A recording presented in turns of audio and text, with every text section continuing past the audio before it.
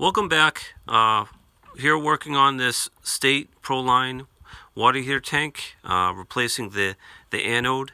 I've already replaced the heating element. We had to replace that. This guy up here actually went as well, so I replaced that heating element.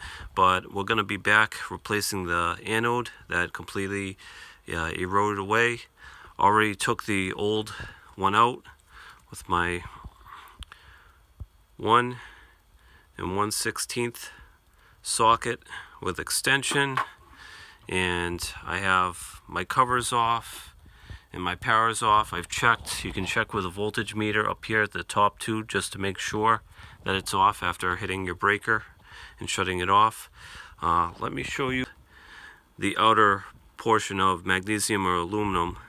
As you can see on the replacements here, here's what it should look like. Here's the replacement.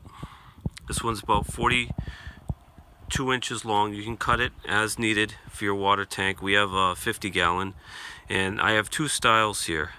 This is the long rod, like that was there, that we're replacing, and this is another application.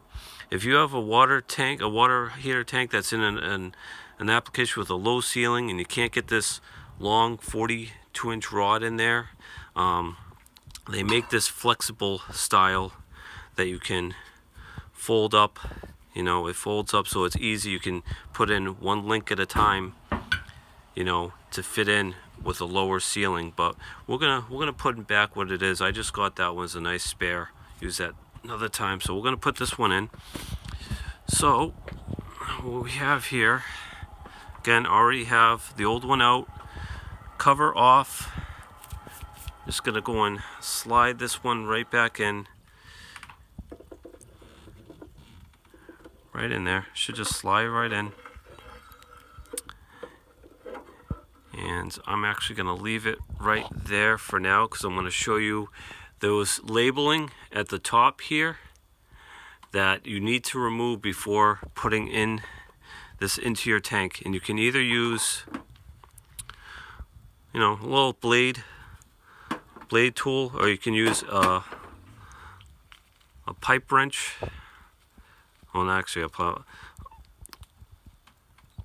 plumbing wrench, and it's got this little tool on the end. You can use it to just scrape it down, get all that off.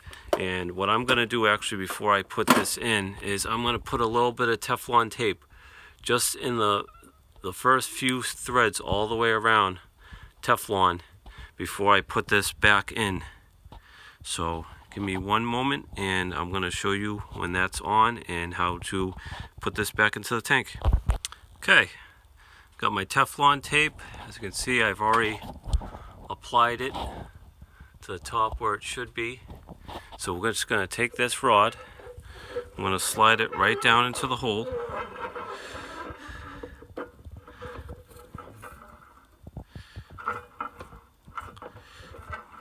Should just slide right in there. You can just drop it right in, because it doesn't really matter. And then we're going to use our 1 1/16.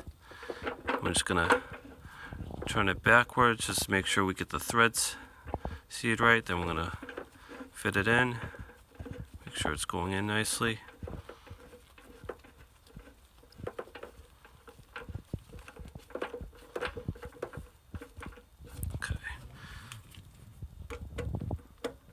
Trying to do this all with one hand. It's a little harder, but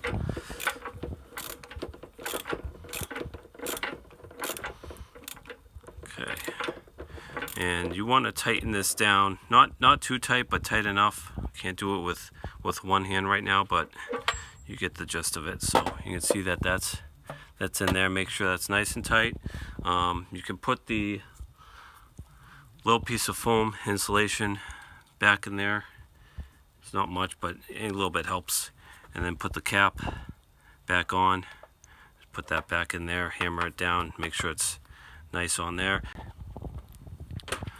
You can turn your cold water back on, and then what you want to do is you want to fill up. I drain this just a little bit, not all the way down, just enough to like go and replace this because I'm not flushing it. So you want to go and turn your cold water back on.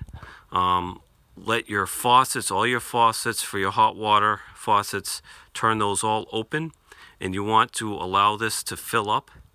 And then once your water coming out of your faucets releases all the air that's coming out from your tank out of the lines, the hot water lines, and it starts getting like a steady flow of water coming out of your hot side of your faucets, steady.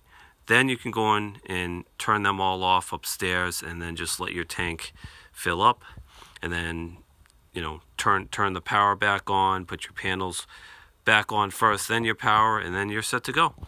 All right, thanks for following, and hope this helps somebody out.